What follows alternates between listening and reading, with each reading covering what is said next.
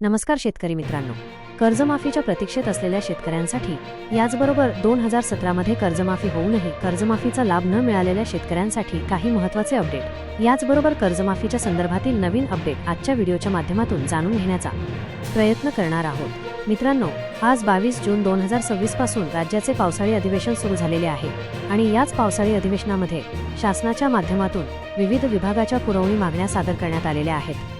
राज्याच्या माध्यमातून जवळजवळ 9,706 कोटीच्या वेगवेगळ्या विभागाच्या पुरवणी मागण्या सादर करण्यात आलेल्या आहेत। याच्यापैकी शेतकरी कर्जमाफी योजना, ज्याच्यामध्ये छत्रपती शिवाजी महाराज शेतकरी सन्मान योजना अर्थात 2017ची कर्जमाफी, या कर्जमाफीमध्ये वंचित राहिलेल्या शेतकऱ्यांसाठी 200 कोटी रुपये निधीची तरतूद करण्यात आलेली आहे।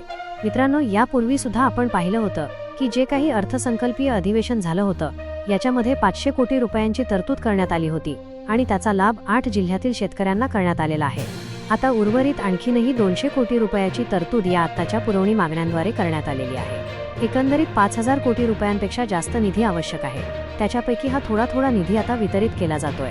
मित्रांनो, याचबरोबर राज्यामध्ये 2 लाख रुपयांपर्यंत कर्जमाफी आणि 50,000 रुपयांपर्यंत प्रोत्साहनपर अनुदान अशा प्रकारे अहिल्यादेवी होळकर शेतकरी कर्जमुक्ती योजना आणण्यात आलेली आहे आणि या योजनेसाठी सुद्धा 36,000 कोटींपेक्षा जास्त निधी आवश्यक असल्याची माहिती मुख्यमंत्र्यांच्या माध्यमातून देण्यात आलेली होती आणि याच्याचपैकी आता 20,552 कोटी रुपयाची तरतूद या पावसाळी अधिवेशनामध्ये केलेल्या पुरवणी मागण्यांद्वारे करण्यात आलेली आहे। म्हणजे जवळजवळ निम्मा निधी हा आता या पुरवणी मागण्यांद्वारे मागणी करण्यात आलेला आहे, जो या कर्जमाफीसाठी उपलब्ध करून दिला जाणार आहे।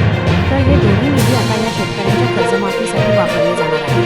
मित्रांनो, एकंदरीत आपण काहीही पाहिलं तर मुख्यमंत्र्यांच्या माध्यमातून आणण्यात आलेली कर्जमाफी चांगली असल्याबद्दल सांगितलं जात आहे, परंतु विरोधकांच्या माध्यमातून आज देखील मोठ्या प्रमाणात या कर्जमाफीच्या विरोधात घोषणाबाजी झालेली आहे आणि एकंदरीत या कर्जमाफीसाठी अन्नत्याग आंदोलन केलेले रोहित पवार यांच्याबरोबर एक बैठक लावली जाईल अशा प्रकारे एक आश्वासन त्यांना देण्यात आलेलं होतं, परंतु ते आश्वासन पूर्ण न केल्यामुळे उद्यापासून ते महाराष्ट्राच्या दौऱ्यावरती जाणार आहेत आणि 29 जून पर्यंत जर या कर्जमाफीच्या निकषांमध्ये बदल केले नाहीत तर ते 30 जून पासून राज्यामध्ये आंदोलन सुरू करणार आहेत। छत्रपती संभाजीनगर येथे त्यांच्या माध्यमातून आंदोलन सुरू केलं जाणार आहे। आता एकंदरीत या पावसाळी अधिवेशनाच्या दरम्यान विरोधक कशा प्रकारे याच्या विरोधात आवाज उठवतात, सरकार याच्यामध्ये काही बदल करतंय का की हीच कर्जमाफी पुढे रेटून येत आहे, हे देखील पाहण्यासारखं असणार आहे। परंतु आवश्यक असलेला निधी आता या कर्जमाफीसाठी तरतूद करण्यात आलेला आहे। आता हा निधी उपलब्ध करून दिला जाईल आणि एकंदरीत कर्जमाफीच्या प्रक्रिया सुरू केल्या जाणार आहे। आता याच्या संदर्भातील जे अपडेट येत राहतील ते अपडेट सुद्धा आपण वेळोवेळी जाणून घेण्याचा प्रयत्न करणार आहोत। भेटूयात नवीन व्हिडिओत नवीन माहितीसह। अजून जर आपल्या चॅनलला सबस्क्राईब केले नसेल तर करून घ्या। जय जवान जय किसान। धन्यवाद।